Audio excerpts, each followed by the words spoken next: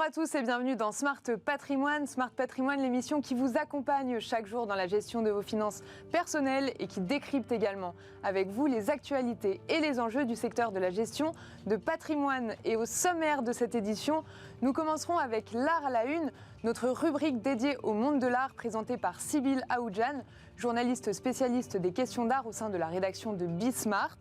Nous enchaînerons juste après avec l'interview de l'art à la une, dans laquelle nous aurons le plaisir de recevoir sur le plateau Nicolas Logero-Lasserre, président fondateur de l'association artistique Réseau, collectionneur d'art urbain et directeur de l'ICAR.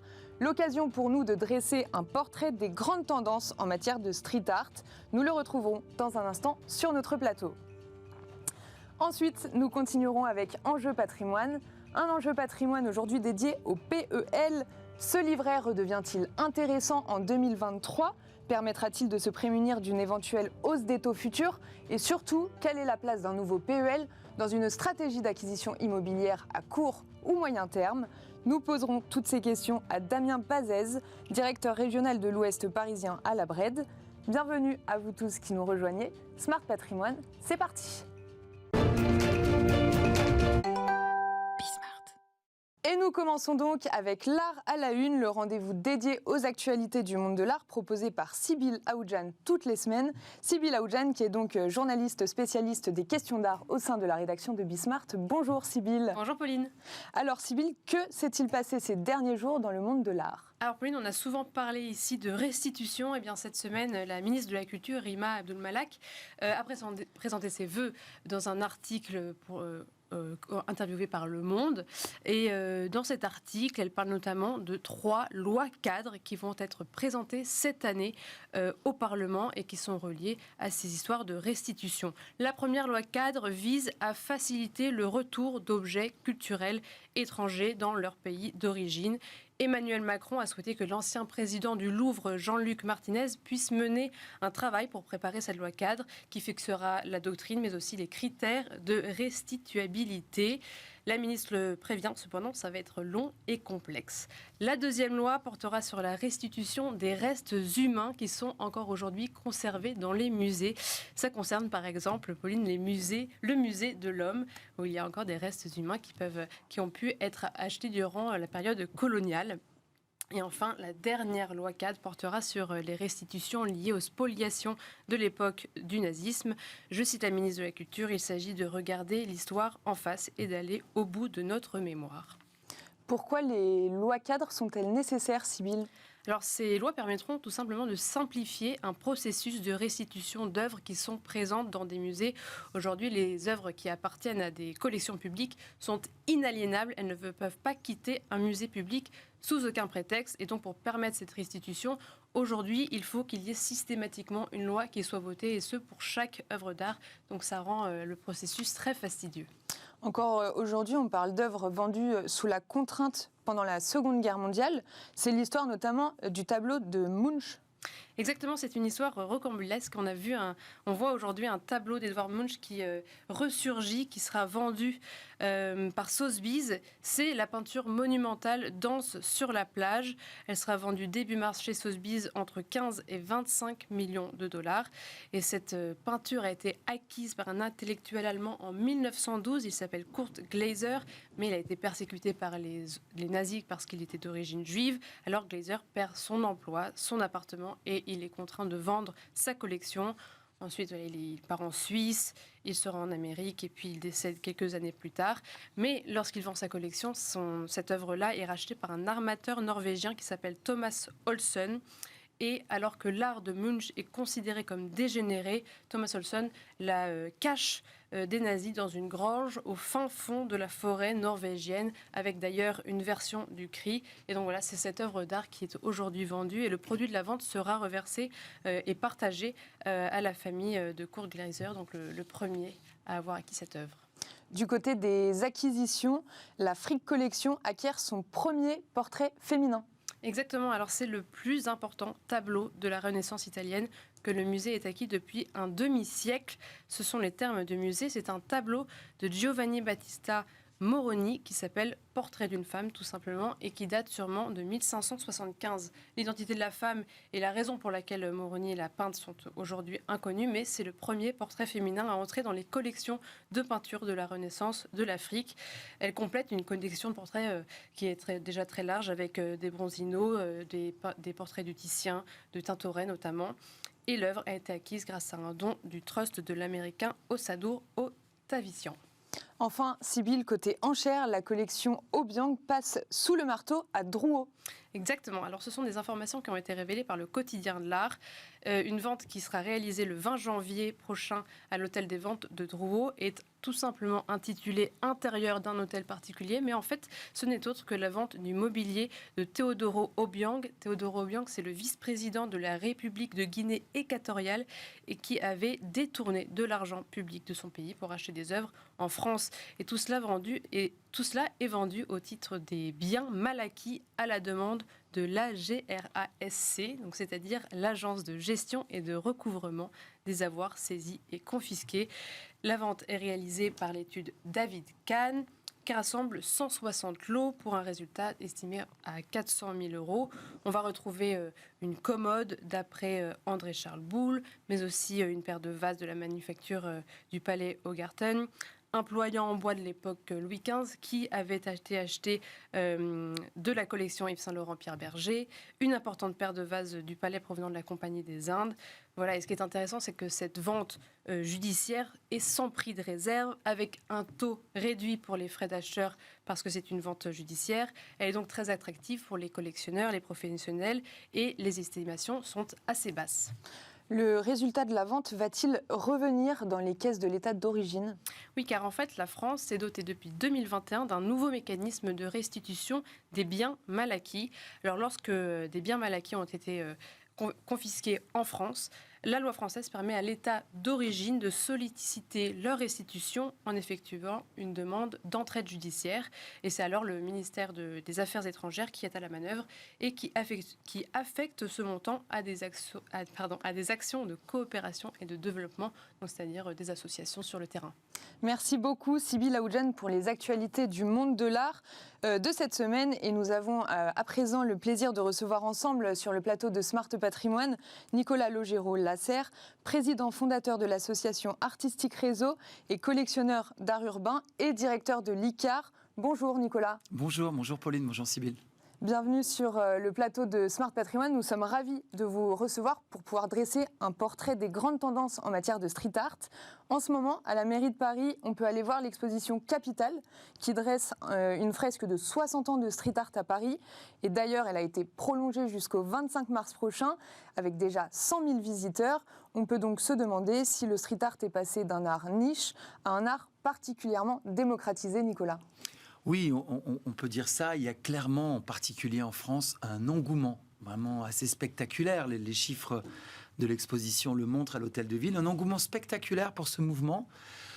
J'ai envie de pointer la popularité de ce mouvement à Paris, en France, dans le milieu des années 2000. Donc on est à presque 20 ans d'engouement. C'est quand même beaucoup pour un mouvement artistique. Un engouement public, populaire. Ce qu'il y a de formidable pour cet art, c'est que, il va à la fois séduire les plus jeunes, les enfants qui vont aller chasser les œuvres d'Invader dans la rue ou voir les pochoirs de Mystique, jusqu'à des gens qui vont collectionner, qui eux vont être plus dans un esprit d'investissement, de patrimoine, dans le marché. Et puis des gens beaucoup plus âgés qui vont aussi être séduits par ces couleurs dans la ville. C'est un mouvement vraiment extrêmement large, extrêmement populaire. Qu'est-ce qui s'est passé dans les années 2000 pour que ça devienne, que ce soit un art légitime, qu'on puisse commencer à collectionner vraiment? C'est intéressant, oui. Au milieu des années 2000, peut-être 2005, 2006, à la fois, l'arrivée des réseaux sociaux ont permis de répandre ces images. Quand Banksy fait une fresque, elle commence à être postée sur Facebook, Instagram, c'est la naissance de ces réseaux, et elle est propagée dans le monde entier. Alors que quelques années plus tôt, elle était publiée dans un fanzine, et la diffusion était évidemment beaucoup plus lente. Donc, l'arrivée des réseaux sociaux, c'est un vrai phénomène. Et aussi un moment où l'engouement s'accentue pour ces artistes. Et là, c'est vraiment la naissance du marché. Et le marché, les premières ventes aux enchères chez Arcurial, le marché va aussi contribuer à accélérer cette popularité du mouvement. Et donc, voilà, on a ce phénomène. Et puis, quand même, 2-3 choses quand même assez mythiques, iconiques dans le monde. Je pense à l'arrivée d'Obama aux États-Unis, la campagne de Barack Obama, on est en 2007-2008, faite par OB, le fameux Shepard Fairey. Et d'un coup, on se retrouve avec cette image, voilà, qui parcourt le monde entier. Et qui contribue à rendre aussi ce mouvement encore plus populaire. Et puis Banksy, évidemment. Mais on n'est pas en reste à Paris, puisqu'à Paris, on a Invader, qui depuis 25 ans répand ces mosaïques qu'on peut aller chasser gratuitement avec l'application, ou encore JR, évidemment, un des plus connus, pour ne citer que, avec ses collages, qui lui aussi, depuis 15 ans, c'est vraiment l'artiste de tous les superlatifs, qui a envahi la pyramide du Louvre, Palais de Tokyo, la BNF, etc. Là, vous avez cité justement des noms très connus. Qu'est-ce qu'on va remarquer aujourd'hui comme style d'art urbain qui va façonner l'art urbain peut-être de demain? Oui.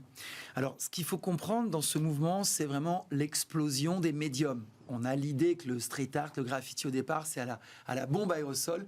Mais en fait, la bombe a un peu volé en éclats. Évidemment, elle est l'ustensile principal. Mais il y a énormément d'artistes qui travaillent avec du collage, d'autres qui travaillent avec de la peinture. Il y a même des artistes qui gravent les murs, qui sculptent les murs. Je pense à l'artiste Vils, le portugais. Donc, une multitude de médiums, une multitude de supports. On a aussi laissé place à une espèce de muralisme des villes, des collectivités, et qui invite des artistes à faire d'immenses murs, des commandes publiques. On parle d'institutionnalisation du street art. Il n'y a pas une ville moyenne dans ce pays qui n'a pas des fresques, vous voyez, dans ces rues. C'est assez spectaculaire l'engouement qui s'est opéré. Et ça a laissé place à beaucoup d'artistes émergents aussi. Oui. En gros, il y a 4 générations aujourd'hui. Donc, on a un peu les grands-mères, les grands-pères du graffiti. Et puis, on a les plus jeunes aujourd'hui qui ont entre 20 et 30 ans ou une trentaine d'années. Beaucoup de femmes aussi. Ça, c'est important parce qu'au départ, c'était un mouvement qui était quand même très masculin. C'était plus des hommes qui peignaient dans la rue, des jeunes hommes, ados qui démarraient. Aujourd'hui, donc voilà, beaucoup plus de femmes. Et donc, toute une scène émergente. Et c'est là que j'ai envie de vous amener. Vous vous en doutez, si vous voulez commencer à collectionner, il faut aller, à moins que vous ayez beaucoup d'argent, et d'aller dans des valeurs sûres, on les a citées, je ne vais pas me répéter, ou d'autres comme Speedy Graffito, Seth, John One, voilà, ça c'est des valeurs sûres, on est à quelques dizaines de milliers d'euros, mais ce qu'il y a de super pour le commun des mortels, pour vous et moi, c'est d'aller vers des artistes émergents. Vous avez quelques noms en tête ? Oui, alors il y en a beaucoup, je vais me faire beaucoup d'ennemis, mais je voudrais vous citer l'artiste Levalet, on peut les suivre aussi sur Instagram, ça c'est formidable. Je pense à Levalet, je pense à Philippe Bodlock, je pense à Romain Froquet, je pense à l'artiste Madame, je pense à l'artiste Kashink également, qui est une des femmes de ce mouvement. Je vous ai cité beaucoup des artistes qui sont dans l'Expo Capital, dans les émergents qu'on peut découvrir. Je pense aussi à Kraken, qui est un artiste formidable, qui fait des pieuvres dans la ville, il y en a un peu partout dans Paris. Voilà, donc tout ça, c'est la scène émergente qui a une trentaine d'années et qu'on peut acheter. Allez, à partir de 50 €, ça vous va ? C'est correct. On peut acheter une sérigraphie signée, numérotée. Qu'est-ce qu'on achète avec du street art ? Parce que c'est vrai que c'est ça un peu la dualité du street art, c'est que c'est des choses qu'on voit dans la rue. Comment on collectionne ça ? Alors, il faut bien comprendre, évidemment, qu'il y a le travail de rue, on a parlé de pochoir, de collage, de peinture dans la rue, mais tous ces artistes ont un travail d'atelier. Et donc, ils ont un travail en parallèle sur toile. Donc, c'est les toiles ou les sérigraphies que ces artistes éditent sont inspirées de leurs travaux de rue. D'accord. C'est la déclinaison du travail de la rue, tout simplement. Mais c'est comme ça qu'ils vivent aussi, ces artistes. Parce que, évidemment, ils ne vivent pas des murs gratuits qu'ils font dans la rue, mais ils vivent des sérigraphies, des œuvres d'art qui sont vendues. Donc voilà, je trouve que c'est formidable de commencer par acheter des sérigraphies. On peut même acheter, vous savez, une sérigraphie de Shepard Fairey, on en parlait tout à l'heure, le fameux OB, à partir de 30 $ sur son site. Et on la reçoit une semaine après chez soi, en France. Voilà, donc, vous voyez, on peut vraiment commencer avec peu de moyens. Puis quand on a un peu plus de moyens, on a pris de l'assurance, on connaît un peu, mais on commence à passer à une étape entre 500 et 1000 €, d'acheter des petits dessins, des originaux, de se faire plaisir. Et j'aime bien cette idée de commencer progressivement la collection, d'avoir une approche progressive dans le marché de l'art.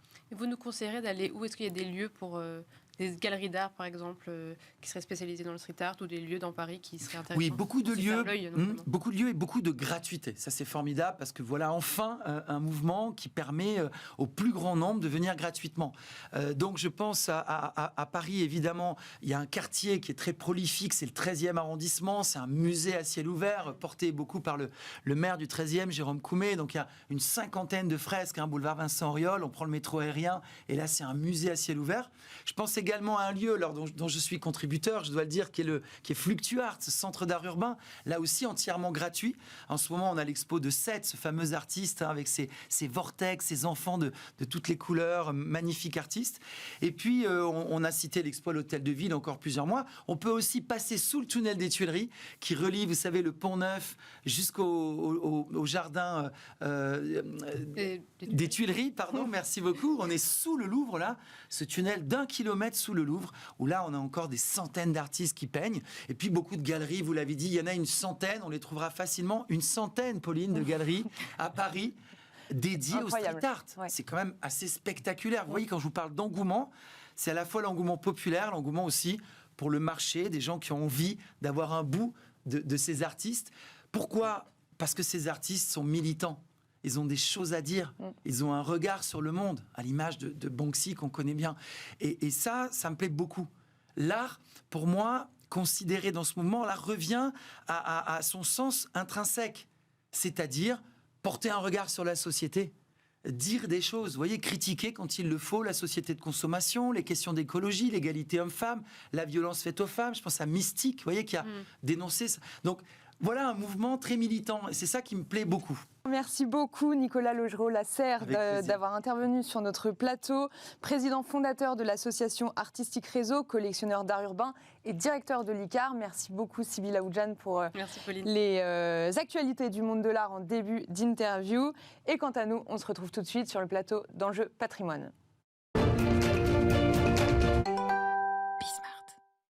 Et on se retrouve dans Enjeux Patrimoine, un enjeu patrimoine aujourd'hui dédié au PEL, le plan épargne logement. Sa rémunération est passée de 1 à 2% au 1er janvier dernier. Alors le PEL gagne-t-il en attractivité avec ce nouveau taux ? On rappelle que le taux du PEL n'avait été augmenté qu'en 2000, il y a plus de 20 ans. Et on rappelle aussi que les plans ouverts avant le 1er janvier 2023 gardent le taux qui était en vigueur au moment de leur souscription. On ne s'intéressera donc ici qu'aux nouveaux PEL, ceux qui seront ouverts à compter du 1er janvier 2023. Les détenteurs des PEL peuvent ainsi emprunter à un taux de crédit qui passera de 2,20 à 3,20% sur les nouveaux PEL, un taux qui pourrait être intéressant compte tenu de la remontée actuelle des taux d'emprunt. Pour répondre aux questions que cela pose, nous sommes ravis de recevoir sur le plateau de Smart Patrimoine Damien Bazès, directeur régional de l'Ouest parisien à la BRED. Bonjour Damien. Et bonjour. Oui. Alors Damien, pour commencer, est-ce que vous pouvez nous rappeler quelles sont les grandes caractéristiques du PEL ? Tout avec plaisir. Alors déjà, peut-être rappeler que c'est un des placements préférés quand même des Français, puisqu'il y a plus de 12 millions d'épargnants qui font appel en France. Je dirais que le PEL, il marche sur deux jambes. Il y a une partie épargne, rémunération, et vous l'avez très bien dit, qui passe à 2%. Et il a un deuxième volet qui redevient intéressant, c'est que vous pouvez avoir des droits à prêt et avoir un prêt logement pour acheter un achat immobilier connu d'avance jusqu'à 92 000 € avec un taux connu d'avance. Et donc, c'est ses principales caractéristiques. Si je devais rajouter 2-3 éléments, le PEL est plafonné à 61 200 €. On part pour un montant pour 4 années, et on peut aller jusqu'à 10 années, on peut verser jusqu'à 10 années, et puis après il est possible de le conserver jusqu'à 15 ans, mais on ne peut plus verser entre la 10e année et la 15e année.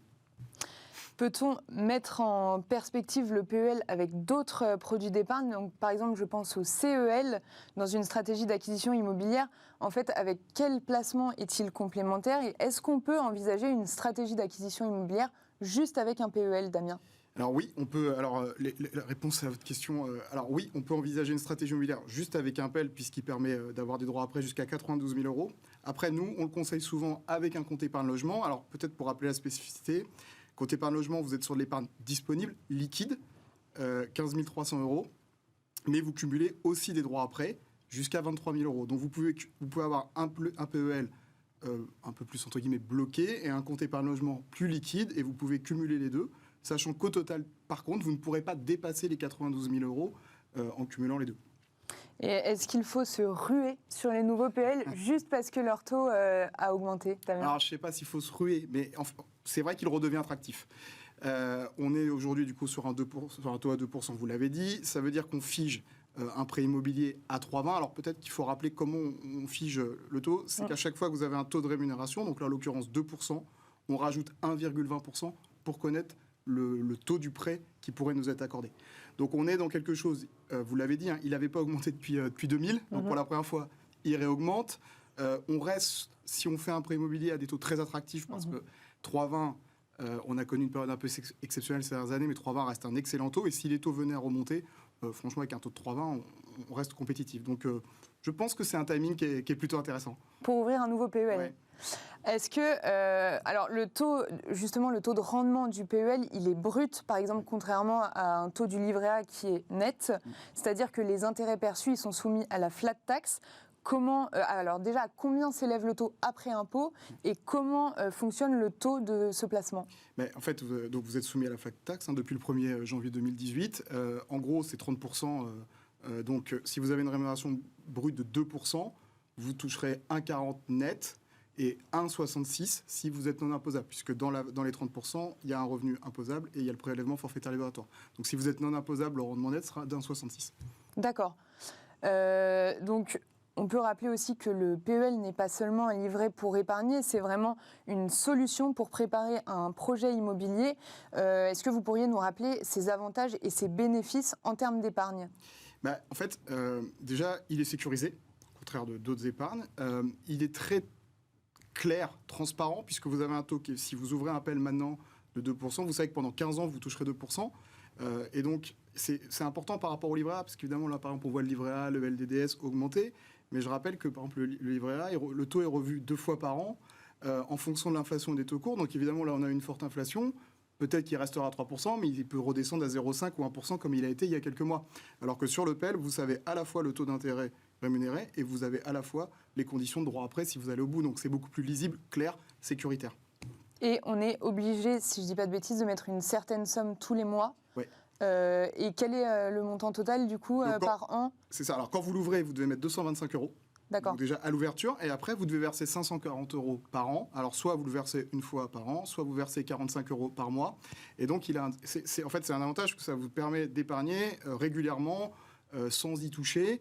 Et puis, je rappelle aussi que, je ne l'ai pas dit en préambule, mais que c'est pour les majeurs et aussi pour les mineurs. Donc, c'est une épargne aussi intéressante pour les mineurs. Et donc, on peut se constituer sur de l'épargne longue, tout au long de sa vie. Donc les conditions d'emprunt qui sont établies à 3,20% sont encore au-dessus des taux d'intérêt immobiliers qui sont pratiqués, mais en fait, elles pourraient s'avérer utiles dans les prochaines années. Est-ce qu'il faut ouvrir un nouveau PEL pour se prémunir d'une future hausse des taux et potentiellement d'une remontée générale des conditions d'emprunt, Damien? C'est exactement ça. Si vous l'ouvrez là, vous l'ouvrez maintenant, vous savez que vous prémunissez pendant n'importe quelle hausse des taux et que vous allez être sur un montant compétitif de prêt immobilier si les taux remontent. Donc en fait, c'est exactement ça. C'est une espèce d'assurance contre une hausse des taux, si je devais résumer. Donc ça reste très attractif. Après, si par contre les taux revenaient très bas, il n'a pas eu d'utilité pendant quelques années. Voilà. Mais on est quand même sur une tendance plutôt haussière des taux. Donc le conseil reste d'actualité et 3,20 fait partie des taux bas si on regarde l'histoire des prêts immobiliers depuis 50 ans. Mais alors, qu'est-ce qu'on doit faire des PEL existants? C'est une bonne question. Alors, il y a plusieurs durées dans les PEL existants. Vous avez des PEL, je dirais que ceux qui sont ouverts globalement déjà avant 2011, en général, ont des taux. Il y a à peu près un quart des PEL, enfin 27%, qui ont des taux supérieurs à 3,5%. Et quand vous les ouvriez à 2011, il n'y avait pas de durée, donc vous pouvez les garder indéfiniment. Franchement, ceux-là, plutôt un bon placement. Je conseille de pas trop les toucher. Peut-être qu'après, c'est le PEL ouvert depuis après cette date, et notamment ceux peut-être ouverts après ceux de 2016. C'est toujours un peu délicat. Peut-être que les ouvrir maintenant, c'est intéressant. Il faut juste avoir en tête quand même un élément. C'est quand vous les avez rémunérés à 1%, et donc en 2020, vous sécurisez un taux à 2,20 pour un prêt IMO. Donc si vous avez un projet immobilier court terme ou moyen terme, il peut être intéressant de conserver ce PEL. Si vous n'avez pas de projet immobilier, que vous allez en avoir un beaucoup plus tard et que vous voulez augmenter le taux d'épargne, je pense que peut-être ouvrir un PEL maintenant est pas mal. Non, en parlant de rouvrir un PEL, on peut clôturer un PEL sans pénalité. Dans quel cas, Damien? Alors, quand vous avez dépassé les 4 ans, vous n'avez pas de pénalité sur un PEL. Donc de 4 à 10 ans, il n'y a aucune pénalité sur le PEL. Vous en avez avant les 4 ans. Et vous avez donc entre 0 et 2 ans, si vous fermez un PEL, vous avez le taux du compte épargne, vous le touchez au taux du compte épargne logement et vous perdez les droits après. Et si vous fermez entre 2 et 4 ans, donc 0 et 2 ans, et quand vous fermez entre 2 et 4 ans, vous conservez le taux, mais vous perdez les droits après, qui est quand même un des avantages du PEL pour faire le prêt. Là, il y a un peu l'ironie de l'histoire, fait que normalement, le compte épargne logement est toujours plus bas que le taux du plan d'épargne logement. Donc, en fait, on redonnait le taux du CEL pour justement un petit peu pénaliser les gens qui ne le gardaient pas 4 ans. Il s'avère qu'au 1er février, le taux du compte épargne logement devrait passer à 2%, ou va passer à 2%. Et donc, l'ironie de l'histoire, c'est quand vous aviez un PEL, par exemple, l'année 2020-2021, qui vous rémunérait 1%, en le fermant, vous aurez les taux de 2% du compte épargne logement si vous le fermez après le 1er février. Donc on ne sera pas pénalisé comme c'est ça. Vous allez avoir vous ne serez pas pénalisé, vous allez avoir un rendement supérieur à partir du 1er février. D'accord. Est-ce que, en fait, pourquoi imaginer d'ouvrir un PEL aujourd'hui si demain on fait face à une nouvelle remontée des taux? Imaginons que le taux de rémunération passe dans quelques temps à 4%. Pourquoi il faudrait l'ouvrir maintenant en 2023? Déjà, il faut qu'il passe à 4%. Si on passe à 4%, c'est franchement le gros enjeu, c'est l'immobilier et le droit après. Si vous l'ouvrez maintenant à 2%, vous conservez votre taux à 3,20. Si le rendement du PEL est à 4%, on peut penser que les taux auront beaucoup monté, y compris du coup les taux de prêt immobilier. On serait peut-être à 4 ou 5, et donc vous auriez des possibilités de prêt beaucoup plus simples. Après, il est sûr que sur la rémunération, ça sera moins important. Et il y a aussi un autre point à souligner, c'est que les droits à prêt sont transmissibles. Donc vous pouvez cumuler droits à prêt pour votre propre prêt immobilier, mais vous pouvez les transmettre à vos enfants, à vos conjoints, sous réserve qu'eux-mêmes ont un PEL ouvert depuis 3 ans. Donc vous pouvez aussi conserver ces droits à prêt-là, ces taux-là, et les transmettre. Pour vous, quelle stratégie faut-il adopter en 2023 avec un PEL, Damien ? Mais moi, je pense qu'il y a une stratégie globale d'épargne. Vous pouvez avoir évidemment de l'épargne liquide, on l'a dit, l'ED, livret A, et je pense que le PEL est honnêtement à toute sa place. On sait qu'en fait, il correspond exactement à la psychologie des Français. C'est de l'épargne sûre, sécuritaire, sans frais, et les Français sont très appétents à l'acquisition immobilière. Donc la stratégie, c'est d'en ouvrir un si on n'en a pas. D'accord. Pauline, pour moi, très clairement. Et pour conclure, quelle est la place d'un nouveau PEL dans une stratégie d'acquisition immobilière à court ou moyen terme ? Elle a toute sa place, je l'ai un peu dit tout à l'heure, elle va permettre l'épargne, vous garantissez un prêt, un taux de prêt dans une remontée possible des taux. Il faut absolument, on conseille de l'accumuler avec le compte épargne logement. Vous êtes sur de l'épargne récurrente, mensuelle ou annuelle, mais qui vous permet de vous constituer aussi une épargne pour acquérir un bien. Elle rentre vraiment dans une stratégie immobilière de court terme et de moyen terme. Merci beaucoup Damien Bazez, directeur régional de l'Ouest parisien à la Bred, d'avoir répondu à nos questions. Et merci à vous de nous avoir suivis. Et on se retrouve très vite sur Bismart pour un nouveau numéro de Smart Patrimoine. À très vite.